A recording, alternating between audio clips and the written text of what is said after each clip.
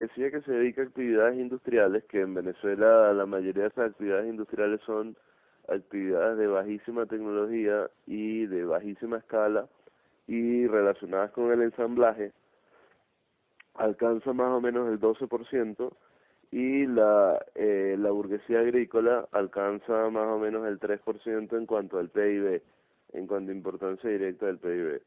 Por ende, en Venezuela no hace falta hacer ningún pacto con ninguna burguesía local y lo que hace falta hacer es rescatar la renta petrolera que está siendo fugada del país. Si esa renta petrolera se quedase en el país, primero no habría necesidad de endeudarse, segundo no habría ninguna necesidad de hacer concesiones y pactos con la clase capitalista y tercero, las reservas internacionales crecerían mucho y no habría necesidad de evaluar, sino la moneda estaría bastante apreciada. Esa apreciación de la moneda permitiría la adquisición de capital fijo en el extranjero y permitiría relanzar un proceso de industrialización estatal masiva, grande, que permita sustituir las mercancías que se importan y también permitiría relanzar un programa agrícola a gran escala, centralizado con planificación nacional quinquenal, que permitiese la sustitución de muchas de las mercancías agrícolas que también se están importando de manera masiva y que lo peor ni siquiera llegan a los anaqueles porque se importan de manera fraudulenta. Acá, dadas las condiciones de renta petrolera en Venezuela, se podrían hacer muchas cosas, pero lamentablemente el gobierno se ve a sí mismo como una persona inválida, mutilada, que necesita de las muletas que le ofrece la burguesía para poder andar. Mientras el gobierno no entienda que puede sustituir a la burguesía en ese trabajo, no, aquí no va a pasar nada importante. Yo vi también una cifra en algunas de obras, trabajo que han hecho ustedes en el CIFO, que los ingresos por la exportación del sector privado solamente es 2%. Es correcto, sí, todo el sector, toda la burguesía local en Venezuela exporta el 2,5% de manera legal, las exportaciones legales. ¿Por qué? Porque Venezuela tiene 30 millones de habitantes, más o menos. De esos 30 millones de habitantes, que no incluyen los 4 millones de colombianos que probablemente haya en Venezuela, 3, 4 millones, eh, todo el sector privado de la economía produce alrededor de 2.000 millones de dólares.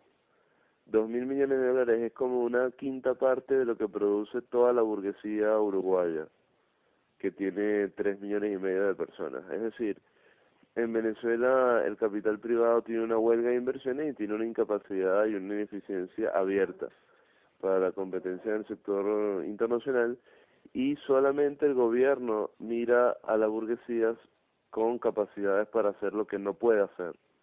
Le ofrece o cree que tiene características que no tiene y que no puede desarrollar. Otro de los aspectos importantes que se me ha olvidado comentar es el contrabando. En Venezuela hay muchos artículos que tienen precios regulados y fuertemente subsidiados por parte del Estado y esos artículos son constantemente sacados por la frontera, sobre todo a Colombia y en mucha menor medida a Brasil. Entonces, según el mismo gobierno, en cifras más o menos informales, se fuga el 30 o el 40% de la producción de alimentos y de productos básicos de consumo de familia por la frontera. Esos no pagan impuestos, no pagan regalías, no pagan nada y hace que también los anaqueles estén vacíos y que haya horas de cola para comprar harina de trigo o harina de maíz en los abastos. Yo vi también otras cifras sobre justamente la importación de las empresas privadas, como por ejemplo medicinas. El año 1998 se importó por 222 millones de dólares y el año 2012 el país importó por 3.237 millones de dólares, o sea un aumento de 13 veces. Y como tú dices también en una exposición, cuando uno se va a la farmacia privada para comprar algún medicamento y ya está vacío prácticamente las farmacias, o se llena con un producto para dar una imagen de que hay una variedad de medicamentos. Y se nota también en las estadísticas de varios rubros acá que había un salto, un brinco muy grande el año 2008 hasta 2008 a 2010, etcétera. Se aumentaba año por año después de partir de 2008. ¿De qué se debe eso? Sí, eso es muy sencillo. Si la producción farmacéutica se mantiene y tú multiplicas por 13 la importación de bienes farmacéuticos, obviamente que los anaqueles deberían llenarse. La estantería debería plenarse en muchas mercancías y los precios de las mismas deberían disminuir y debería haber una gran variedad. Pero la multiplicación por 13 de la importación en bienes farmacéuticos no existe, es decir, ha sido sobrefacturación y han sido mercancías que no llegan al mercado local. Por ejemplo, si una pastilla para el dolor de cabeza, perdón, si una pastilla para el dolor de cabeza cuesta $1, las empresas farmacéuticas dicen que esa pastilla cuesta $100. Al decir que cuesta $100 o $10, por decir un ejemplo más verídico, ellos importan esa pastilla para el dolor de cabeza y importan 10 veces el costo de esa pastilla. Importan $10 en pastillas, pero nada más traen una. Los $9 que importan los fugan hacia el extranjero o lo venden en el mercado local como como dólar paralelo o como dólar no oficial o como dólar negro. La diferencia entre el dólar oficial, que estaba en 6.30, con el dólar negro, con el dólar paralelo, que está en 80, es demasiado grande. Es una diferencia de más o menos 13, 14 veces, y esa diferencia tan grande es lo que permite o incentiva a las empresas a fugar esos dólares y a no importar nada, a no producir, a no invertir y a hacer trampas con la importación que realizan. Y esa trampa que la importación que realizan también la hacen las empresas públicas.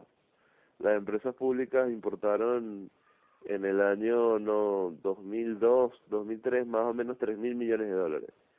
Pero en el año 2012 llegaron a importar $34.000 millones, crecieron en 900% las importaciones estatales. Ese crecimiento de las importaciones estatales debería suplir todo el mercado local, pero ¿qué pasa? Pasa exactamente lo mismo.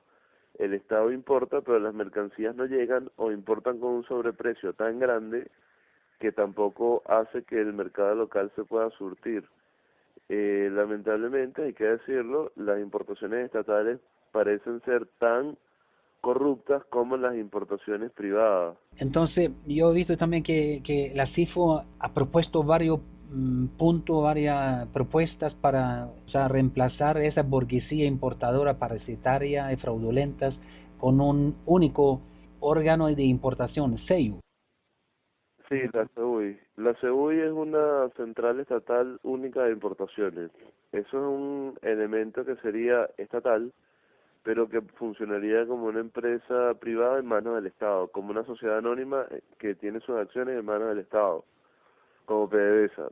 Esa empresa debería estar en control de los trabajadores, en control obrero, debería ser auditada, debería ser revisada en cada momento y debería tener la facultad de realizar todas sus operaciones de manera electrónica, de manera transparente y que todas las personas vean en todo momento las operaciones que realiza esa empresa.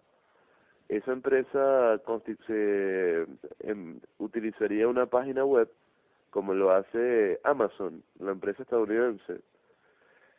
Eh, Utilizando esa página web, todas las personas pudieran ir directamente con sus bolívares a importar las mercancías que necesiten. Esas mercancías que necesiten que se puedan importar se importarían por la página web y en la página web se deberían o se colocarían las mercancías con los precios que tienen en el mercado internacional para evitar los fraudes con los sobreprecios y las sobrefacturaciones, y la gente lo que haría son emisiones o órdenes de compra esas órdenes de compra pudieran llegar a la central hace la compra, la operación de, de adquisición de las mercancías, y a las personas en Venezuela se les da la mercancía. Se les da la mercancía directamente en sus casas o en las fábricas, los insumos, o se les dan las mercancías directamente terminadas. Eso permitiría aplicar impuestos quirúrgicos dependiendo del tipo de mercancías que se realicen.